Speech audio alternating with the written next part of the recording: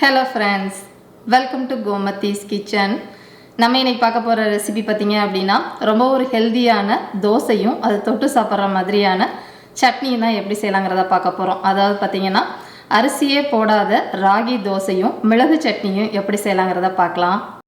இப்போ கேழ்வரகு தோசைக்கு மாவு அரைக்கணும் இல்லையா, அதுக்கு 1/2 கப் அளவுக்கு உருட்டு உளுத்தம் பருப்பை நல்லா 3 மணி நேரம் ஊற வச்சுட்டு நம்ம இட்லிக்கு வடைக்கெல்லாம் அரைப்போம் இல்லையா, அதே மாதிரி அரைச்சி எடுத்துக்கோங்க.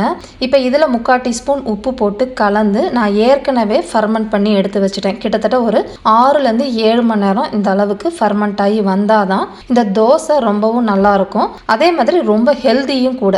இதில் பார்த்தீங்கன்னா 1/2 கப் அளவுக்கு கேழ்வரகு மாவை இருப்பு சட்டியில் வாசனை வர அளவுக்கு வறுத்து எடுத்துருக்கிறேன். நீங்கள் இது கடையில் வாங்கின கேழ்வரகு மாவுனா கொஞ்சமாக எடுத்து சாப்பிட்டு பாருங்கள். இது கசந்துச்சு அப்படின்னா கேழ்வரகு மாவு பழசுன்னு அர்த்தம். ஸோ அதில் தோசை ஊற்றுனீங்கன்னா நல்லா இருக்காது.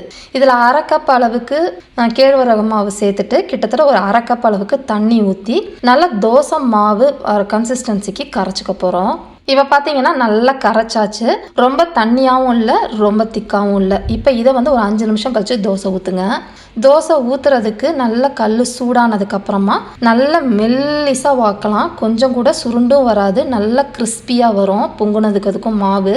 இதுக்கு அதிகம் எண்ணெயும் தேவைப்படாது. கொஞ்சமாக எண்ணெய் ஊற்றி நல்லா இந்த அளவுக்கு மொறு மொறுன்னு வந்ததுக்கப்புறமா எடுத்துட வேண்டியது தான்.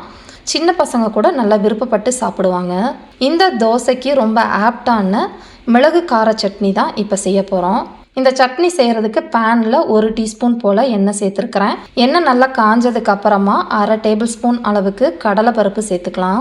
1/2 டேபிள் ஸ்பூன் அளவுக்கு உருட்டு உளுத்தம் பருப்பு சேர்த்துட்டு மிதமான தீயிலேயே அதை லைட்டாக பொன்னிறமாக வர அளவுக்கு வறுத்துக்கோங்க. இந்த அளவுக்கு வறுப்பட்டதுக்கு அப்புறமா இதில் மிளகு காரம் பாதி, அதுக்குனால 1/4 டீஸ்பூன் அளவுக்கு மிளகு சேர்த்துட்டு அதோடைய கொஞ்சம் நேரம் வறுத்துக்கோங்க. இப்போ இந்த அளவுக்கு எல்லாம் செவந்து வந்ததுக்கப்புறமா இதை ஒரு பாத்திரத்துக்கு மாற்றி எடுத்து வச்சிடலாம். இதிலேயே பார்த்தீங்கன்னா இந்த சைஸில் உள்ள பூண்டு கிட்டத்தட்ட ஒரு 5லேருந்து 7 பூண்டு அதை பொடிசாக கட் பண்ணி சேர்த்துக்கலாம். கூடவே பார்த்தீங்கன்னா 12 சின்ன வெங்காயம். சின்ன வெங்காயம் தான் டேஸ்ட்டு நல்லாயிருக்கும். இதை லைட்டாக பொன்னிறமாக வர அளவுக்கு வறுத்துக்கோங்க. இந்த அளவுக்கு வதக்கினதுக்கு அப்புறமா 2 காரத்துக்கு ஏற்ற மாதிரி வரமிளகா, கலருக்காக 2 காஷ்மீரி மிளகாய் சேர்த்துட்டு அதையும் கொஞ்சம் நேரம் சேர்த்து வதக்கிக்கலாம். இந்த அளவுக்கு வந்ததுக்கு அப்புறமா பாதி தக்காளி சேர்த்துக்க போகிறேன். ரொம்ப முழு தக்காளி போட்டோம்னா தக்காளி சட்னி மாதிரி ஆகிடும். இதில் ஒரு 1 டீஸ்பூன் போல் கல் உப்பு சேர்த்துட்டு இந்த தக்காளி ரொம்ப குழைய வதங்கணும்னு அவசியம் கிடையாது. லைட்டாக இந்த அளவுக்கு வதங்கினதுக்கு அப்புறமா ஏற்கனவே நம்ம எடுத்து வச்சுருந்தோம் இல்லையா, அந்த பருப்பு வச்சுருக்க பாத்திரத்துலேயே மாற்றி வச்சுடுங்க. இதை நல்லா ஆறுனதுக்கு அப்புறமா முதல்ல பருப்பை நரன்னு அரைச்சிட்டு அதுக்கப்புறமா மிக்சியில் வெங்காயம் பூண்டெல்லாம் போட்டு தண்ணி ஊற்றாமல் அந்த தக்காளியில் இருக்க தண்ணியிலேயே கொஞ்சம் திக்காக அரைச்சிக்கோங்க. ரொம்ப தண்ணி ஊற்றி அரைக்க வேண்டாம்.